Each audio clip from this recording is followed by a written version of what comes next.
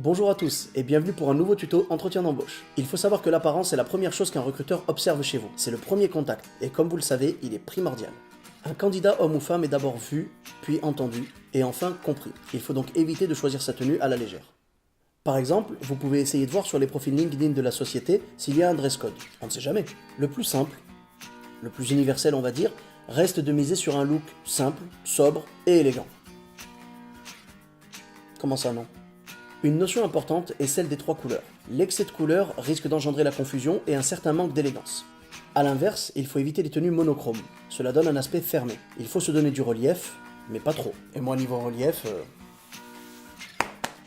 C'est pas celui-là ? Attention, il ne faut pas non plus partir sur des couleurs trop flashy. Généralement, on préconise des couleurs comme le bleu, le blanc, le gris ou le noir. Pour ce qui est de la tenue en elle-même, il faut éviter les jeans bleus ou pire, les jeans troués qui peuvent donner une impression de trop décontracté. Pour les dames, il faut faire attention avec les jupes. Elles ne sont pas proscrites, mais attention à la longueur, pas trop courte. Rappelez-vous, élégance et sobriété. Vous pouvez également opter pour des talons, mais pas d'excès. Vous risqueriez d'avoir une démarche peu naturelle ou un plâtre. Et puis de toute façon, l'entretien se déroulera assis. Bien sûr, évitez les baskets. Encore une fois, c'est trop décontracté. Il est également préférable de mettre une chemise à manches longues sans motif. Éventuellement des rayures discrètes, mais rien d'extravagant.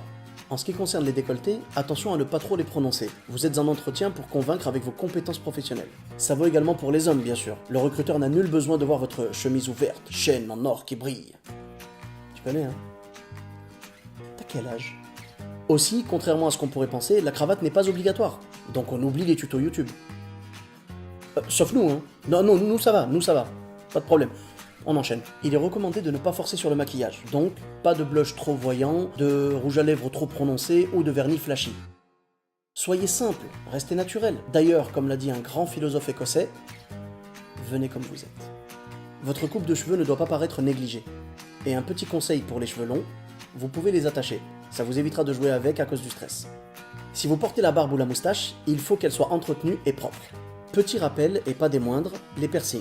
Dans le milieu médical, pour des raisons d'hygiène et pas esthétiques évidemment, les piercings ne sont pas du tout recommandés, voire sont même interdits, surtout si vous êtes amené à travailler en milieu stérile. Pour conclure, vous l'aurez compris, il est plutôt conseillé d'opter pour une tenue sobre. Bien sûr, vous pouvez tenter de la jouer excentrique, mais entre nous, il y a peu de chances pour que cela fonctionne. En gros, vendez vos compétences professionnelles plutôt que votre aspect physique.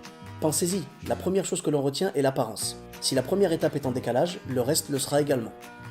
Merci d'avoir regardé cette vidéo et à très bientôt pour un prochain tuto.